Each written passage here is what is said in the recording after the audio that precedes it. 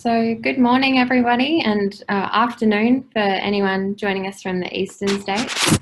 Thanks very much for joining us today for our discussion about advertising fraud. Just before we start, I want to say thanks to Business Station and ASBAS for inviting me to present on this topic and for running these really informative sessions.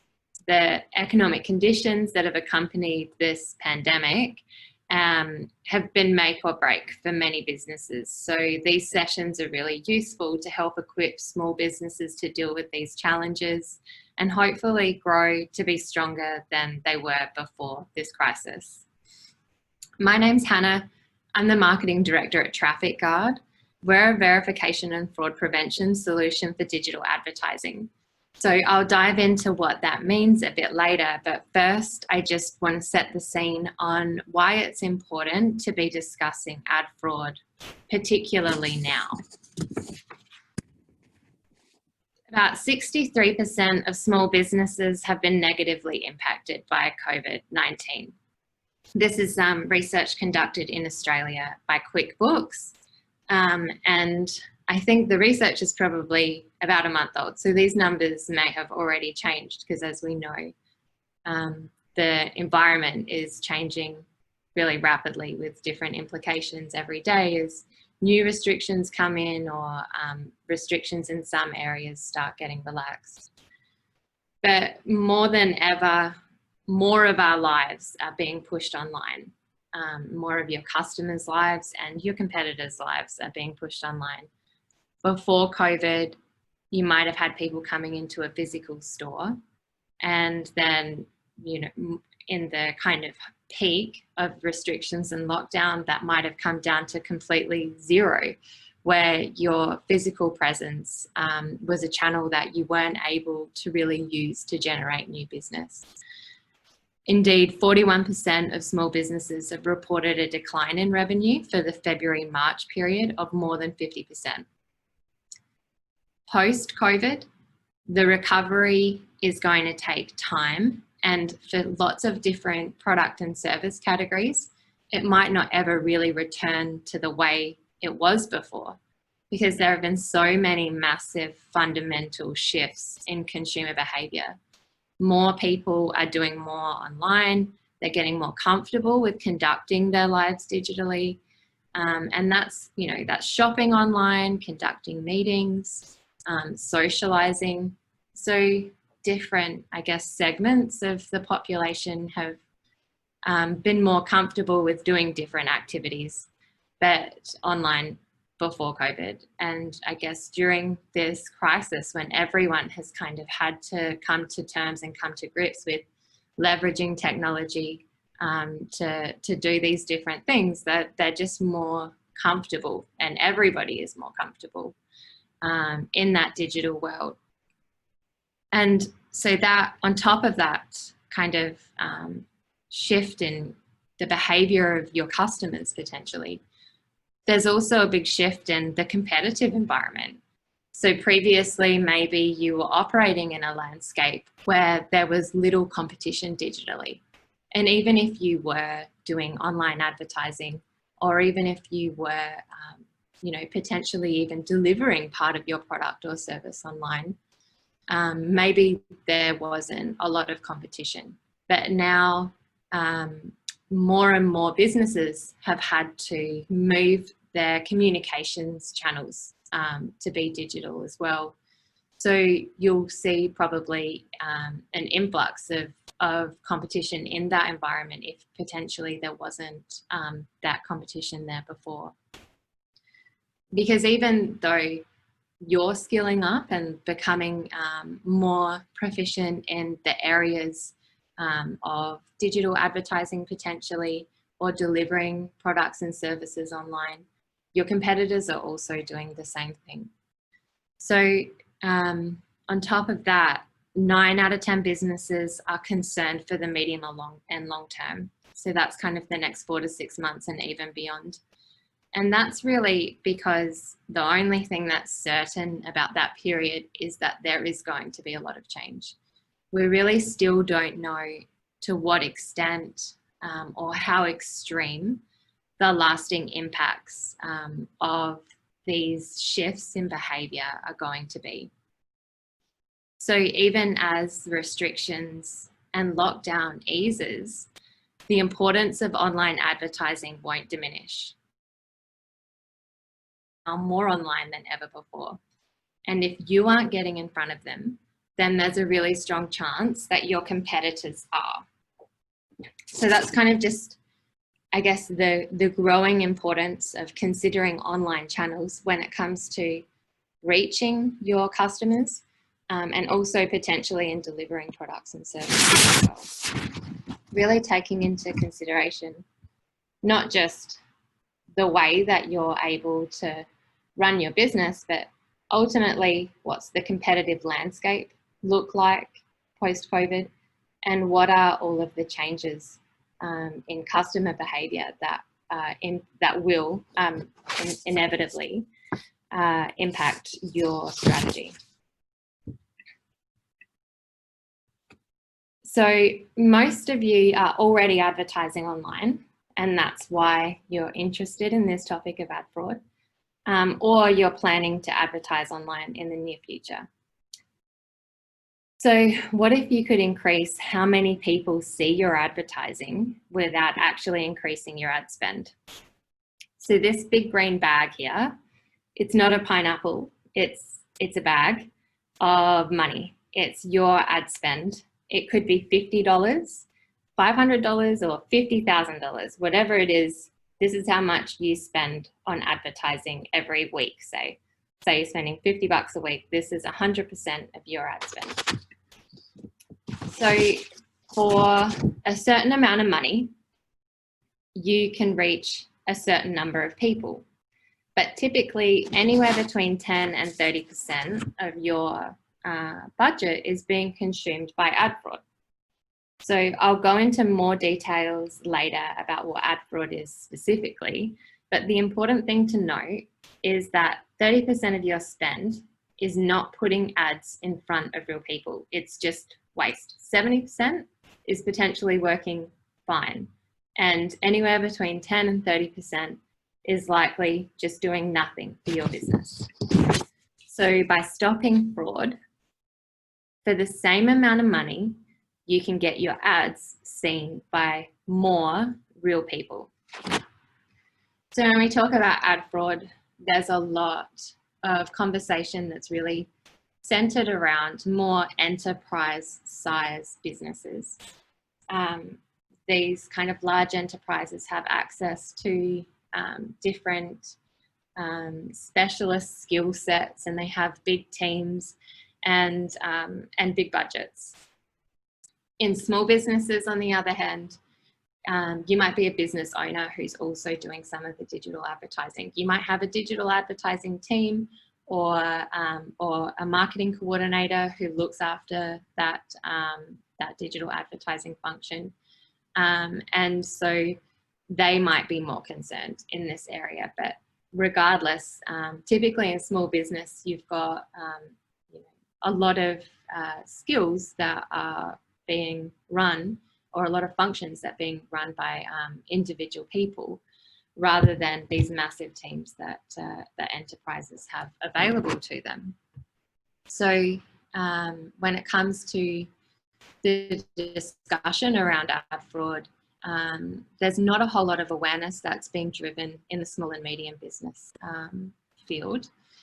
And that's really, I think, because there haven't been many solutions available to that size of business that are kind of easy to implement, and that can really deliver value for small business. But the problem of ad fraud, it really doesn't discriminate against the size of business. If you, regardless of whether you're spending $50 or $50,000 a month, ad fraud is very much likely to be influencing your advertising outcomes. So at TrafficGuard, we're about giving all businesses, including small businesses, the transparency into how ad fraud is impacting their ad spend, during COVID and beyond, so that they can protect their businesses and be prepared for competing in the digital world. So just dive in a little bit further into, just give you a bit of background on trafficguard. So we're a subsidiary of ASX listed Veritas Limited. We've been in the market protecting some of the world's biggest advertisers from ad fraud across different desktop and mobile channels for years. So over half of our team are data scientists, analysts, engineers, and we've invalidated over 13 billion ad engagements in about 4 years of fighting ad fraud. We process over 3 trillion data points a month, helping us deliver reliable fraud prevention. So we know a thing or two about ad fraud. So I guess now we'll just go into what is ad fraud exactly. So invalid traffic is a broader term that encompasses ad fraud, and it's probably the more technically correct term. It's essentially anything that isn't in your target audience and you shouldn't pay for. One form of invalid traffic could be, for example, your competitors. So they could be engaging with your advertising either manually or programmatically, clicking on your ads in the hope of draining your ad spend so that they can then get that top spot on that particular keyword or those placements in front of those high intent customers. So by engaging with your advertising, they're slowly exhausting your budget so that their advertising places. Competitors is one form. Another form is website scrapers and crawlers. So these are basically computer programs that are designed to crawl the internet and scrape information and content off of different websites for different purposes. So one of those purposes might be if you've ever used a solution that gives you like competitive positioning or competitor pricing or SEO strategy or even paid advertising strategy. Those kinds of tools, they are populated by these crawlers that go and kind of scour the internet, collect information and present it to you in like an analytics format that give you that kind of understanding on whatever it is that the function that they're performing for you. So that's website scrapers and crawlers. And then the last form here is click farms and bots. So these are just computer programs that are created to look like web traffic.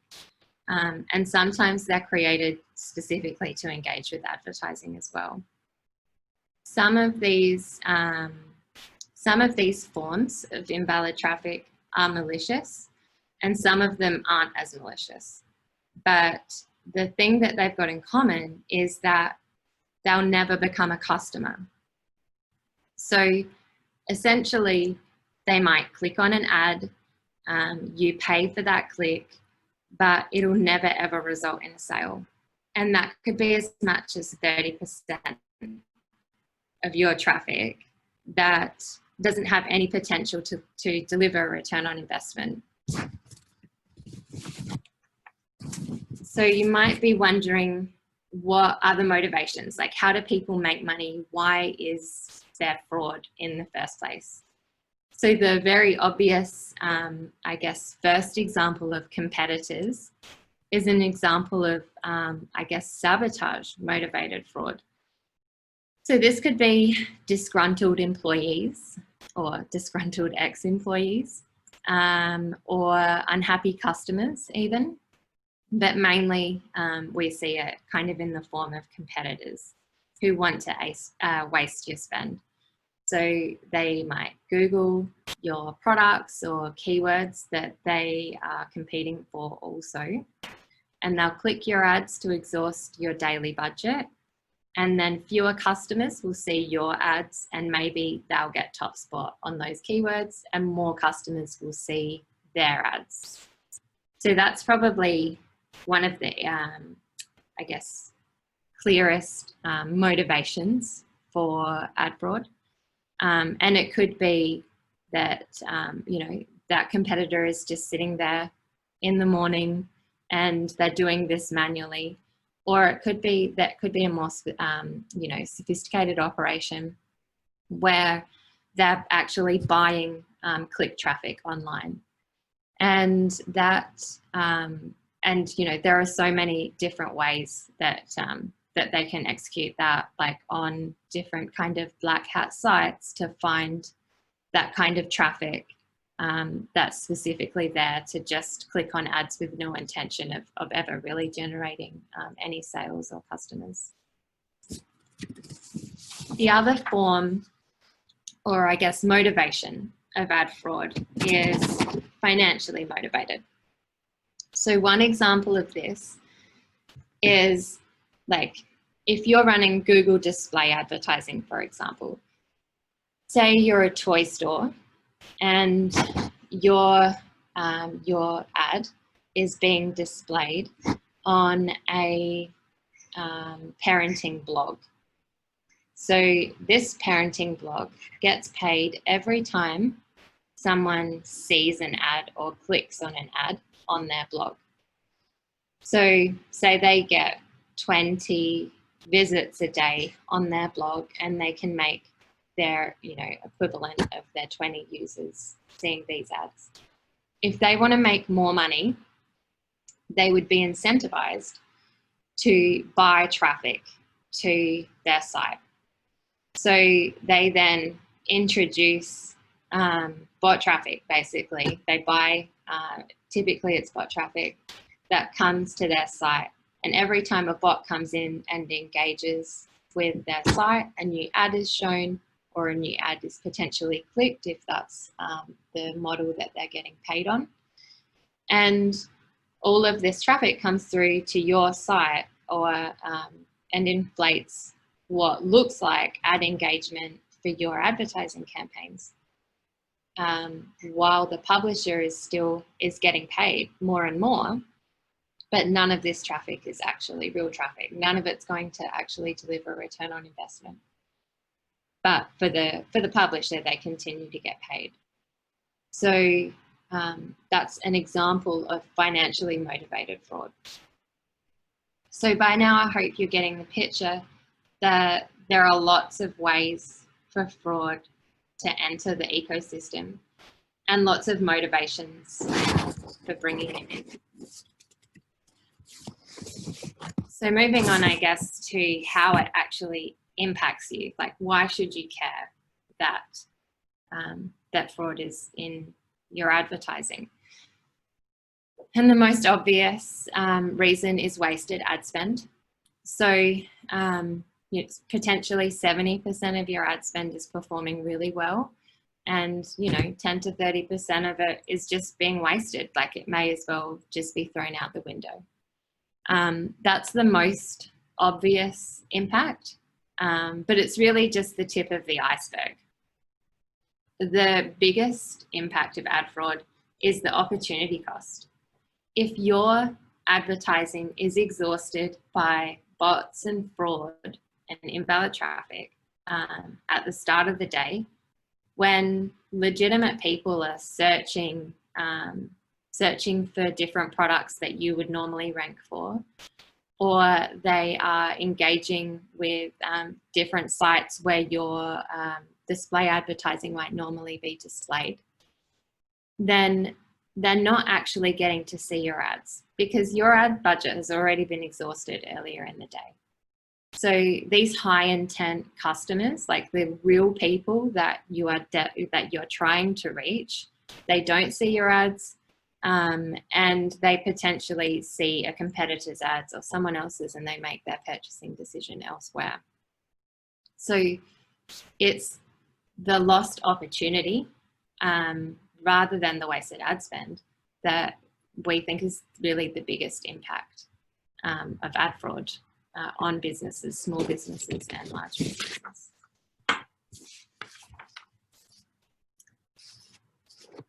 So you might be then thinking, all right, so this is a problem that's affecting lots of businesses. How do I know if I am also a victim?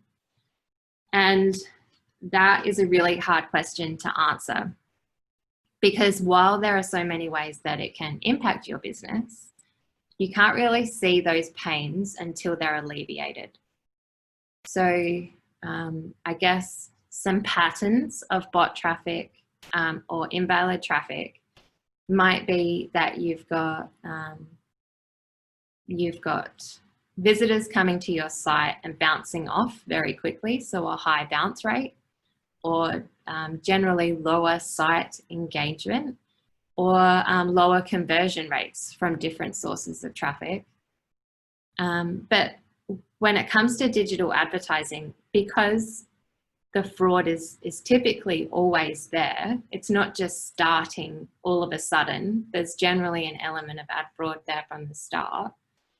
You don't have the comparison point to say, oh, this is what my bounce rate should be, or this is what my engagement or my conversion rate would be if I didn't have fraud in my impacting my digital advertising campaigns.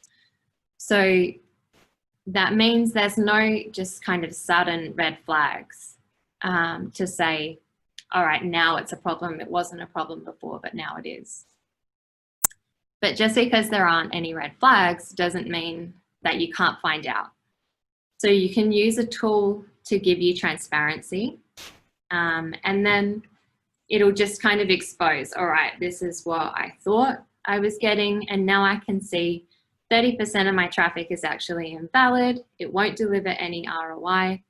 If I took steps to mitigate that, what would my ROI be? And that's really how you get an understanding of the problem and whether you're motivated enough to actually find a solution. Just really depends on the extent of the problem for your business. But the first step is getting transparency into your traffic quality.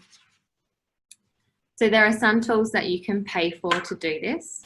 Trafficguard has a basic level that's completely free, and it just gives you transparency into if and how ad fraud is infiltrating your campaigns.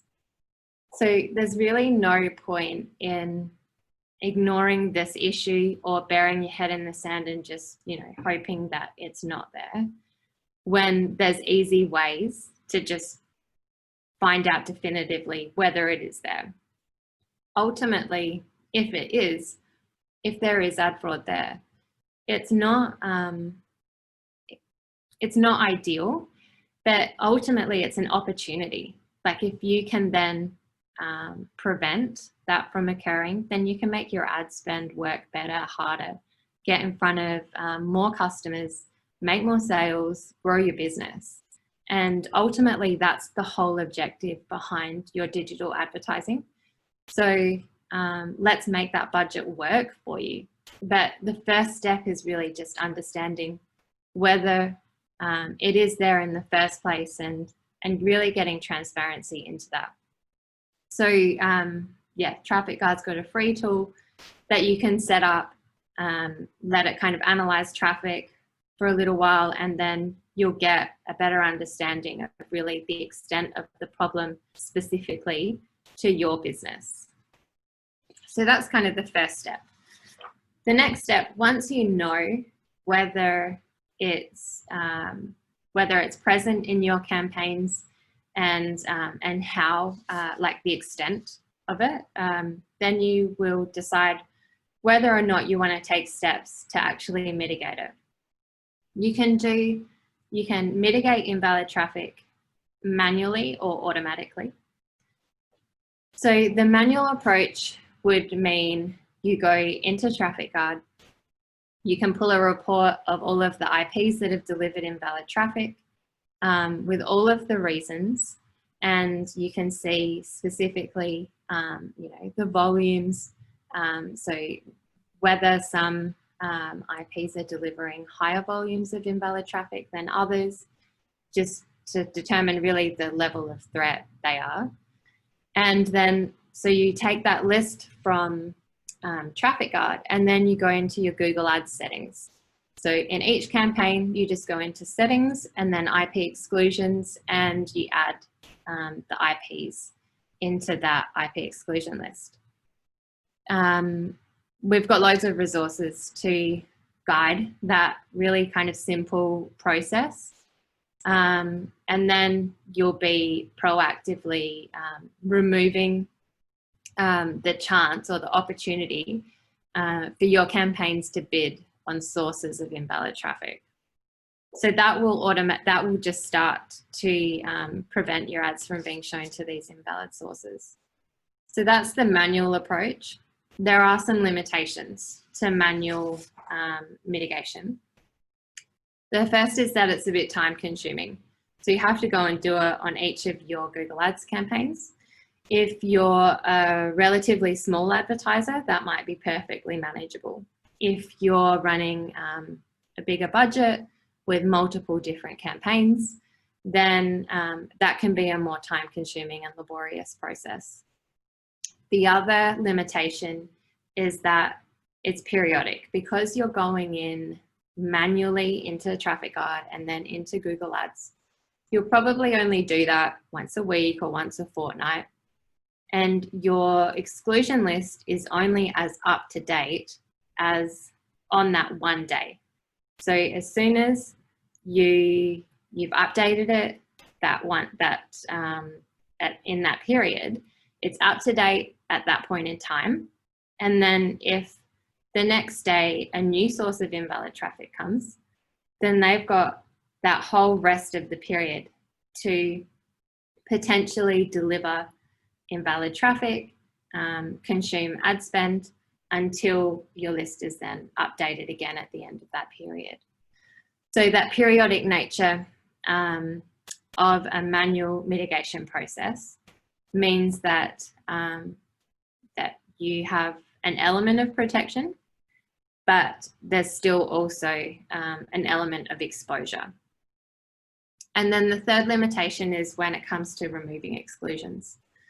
So there is a limited number of exclusions that you can run on Google Ads. So you want to make sure that you've got a list that's reflective of the threats that are actually happening in your campaigns at any one time. So that's kind of another process of removing exclusions that become irrelevant to your campaigns. So that kind of the three key limitations of manual mitigation, but it is still a viable approach, and it's certainly better than letting ad fraud just kind of continue to take spend. The benefit obviously is that you can still save a lot of money with manual mitigation, and it doesn't cost you anything other than your time to do it. But like I said, pretty straightforward process, and we've got some resources to guide that as well. So you can check out the trafficguard website and the resources tab to get any further kind of instructions on that, or you can reach out if that's of interest to you as well. So that's the manual process. And then the other alternative is mitigating sources of invalid traffic automatically. So by that, you might use trafficguard's fraud prevention solution or something else that you find on the market. But essentially, the tool that you're using to get transparency in step one is a free protection solution. And then if you want to automate protection across all of your campaigns, then you're looking at the fraud prevention solution, which does come at a cost of about 2% of your ad spend, but really it's working to prevent ad fraud for which could be taking 10 or 30 or 15% of your ad spend. So That's the fraud prevention solution. And essentially it connects with your Google Ads so that as a threat is, as a source of invalid traffic is detected, then trafficguard automatically updates your Google Ads IP exclusion list. So it essentially addresses all of those limitations of the manual process. It's real time, so your list, the exclusions, and your protection is always as up to date as it possibly can be. So any new threats that are coming through are updated in your Google Ads in real time. And it's all automated, so it kind of takes the burden of that process out of your hands. And for a small business, when time is so important, and you're wearing multiple hats and you've got a lot of things that need to be done, you know, being able to outsource, I guess, or automate that process is, you know, one less thing for you to have to worry about. But then you can be confident that your advertising is going to real people and it's got the best chance of really delivering return on investment for you. The automated solution will basically stop your ads from being shown to any bad sources and prevent invalid traffic from infiltrating your campaigns and addressing all of the limitations of that manual process. So I guess the key takeaways from what we've discussed are really that invalid traffic encompassing ad fraud is traffic that you shouldn't have to pay for. When it is present, ad spend is wasted, your ads don't reach as many real people, and you get a lower advertising return on investment. There are no massive red flags to say that fraud is infiltrating your campaigns. If you're advertising online, there's a very strong chance that there's an element of invalid traffic, but it's easy to get transparency. So you can protect your business just by getting transparency in the first place. So use a tool like trafficguard's free PPC plan to see how much of your budget is being wasted, and then you can start to create a plan.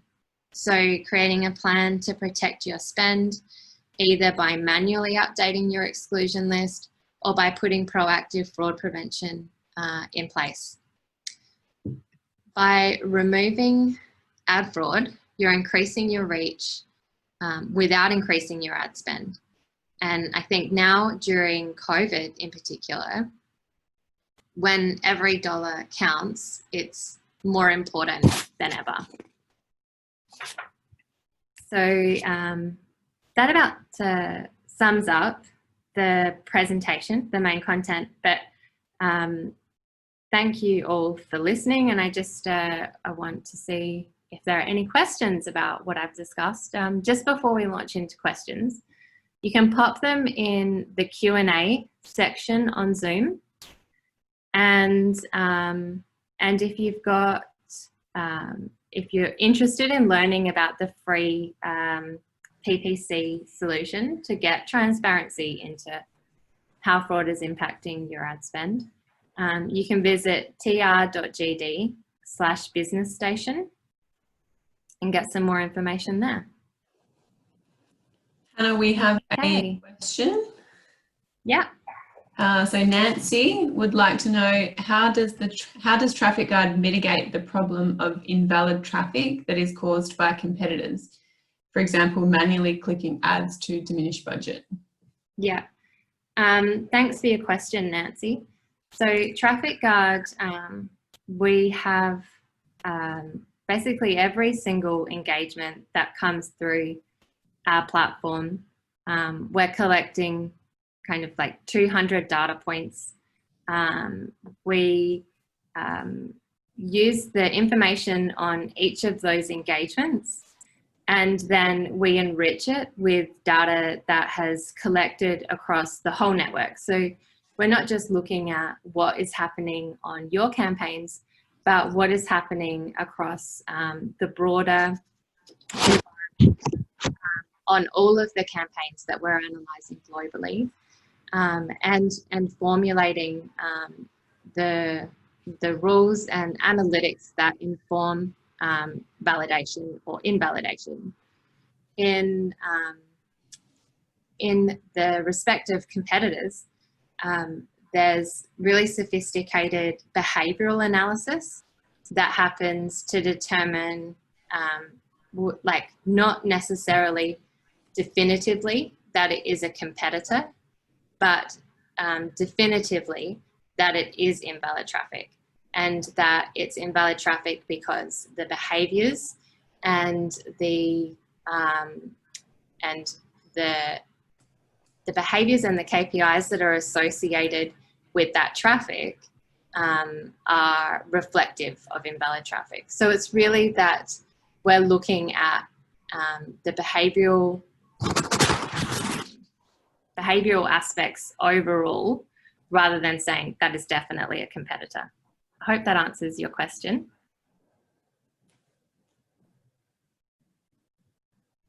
Were there any other questions there, Beck? Not at this stage. Oh, actually, Nancy has a follow-up question. Okay. Can you identify some behaviours besides spending seconds on the site? Some behaviours that would potentially point to competitors. Or invalid traffic. Oh, yes. Yeah, so I guess there's a lot that goes into the behavioural modelling that helps determine invalid traffic. So I can send you some further information after this, Nancy, if you leave your email. But some of them are the ways that the user engages with advertising. So one example is if you get a competitor often will do this. They visit or they Google your keyword, and then they right-click and open in a new tab. So which I think you can do with a keyboard shortcut on your ad, and you can just repeatedly open the same ad over and over and over again. Typically that results in a new click every single time, but we can see, like, the trafficguard engine can see that it's the same user that's generating the same click over and over and over again repeatedly, and you can see that that's just not legitimate behavior.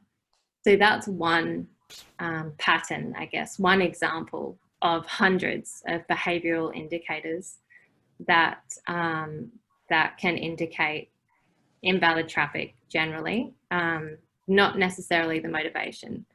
That specific tactic that I've just described could be a competitor, a disgruntled employee, or an unhappy customer.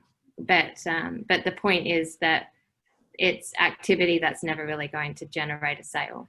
So that's the key thing to keep in mind. We've just got another comment that's come through, Hannah. Someone has said they have just created an account on trafficguard. Do you need to wait till you see the results because you're just connecting trafficguard with Google Ads? At the moment, it's all showing 0 as a result. That's right, yes. So trafficguard is only starting to see your traffic once Google Ads and trafficguard are integrated. So once you're all set up and running, which is a process of putting your Google Ads ID in the setup and then placing a tag on your website, and our amazing customer success people can help you get set up in that process. It's very straightforward. And once that is in place, then trafficguard can start seeing your traffic. So we can't see the traffic that's already occurred. We are analysing traffic in real time. So as your campaigns run and operate, we can gather that information, and in real time you'll start to see that reporting. So you'll see whether it's coming through with all valid traffic or whether there's some invalid traffic, and for each click or engagement you'll be able to see if it was invalidated, you'll be able to see why as well. So it's all happening. You know, we don't like look at your old traffic, it's happening in real time. So get it set up, let it run some traffic and analyze that traffic for a little while, and then you'll start seeing that data being populated in real time. Hannah, Lizzie has a question for you. Why doesn't Google AdWords pick up on invalid traffic to a greater extent than it does? They have access to huge amounts of data. True. And also said, thank you for pointing the way to manual removal of IPs. Okay, great. I hope that manual removal is useful. And like I said, we've got some other information, like step-by-step guides to show you that more in depth if you're interested in that, Lizzie. And why isn't Google more active in this?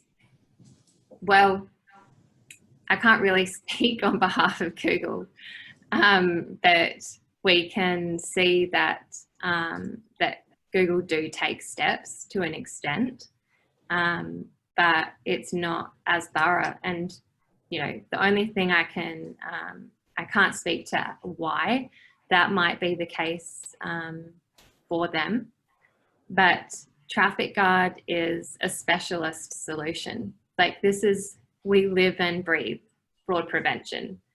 We're looking at this not just in the Google environment, but in across all different kinds of programmatic and performance-based advertising channels. So because that's our core competency and we've been doing it for so long, and the data asset that we have accumulated and processed over this time and used to train our machine learning algorithms, because of all of that core competency, we're able to deliver invalid traffic prevention and detection that is currently more sophisticated than Google Ads.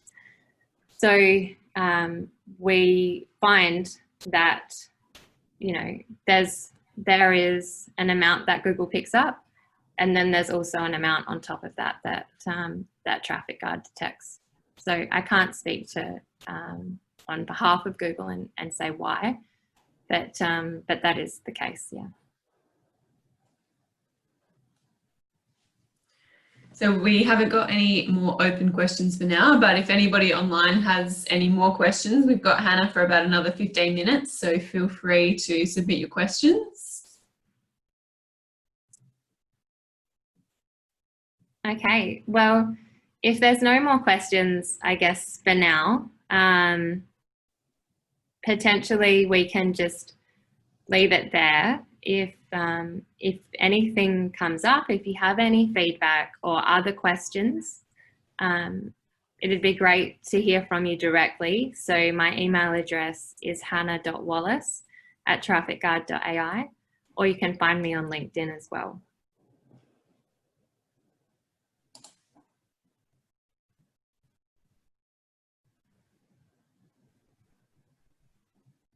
Okay. That's great. Leave it there.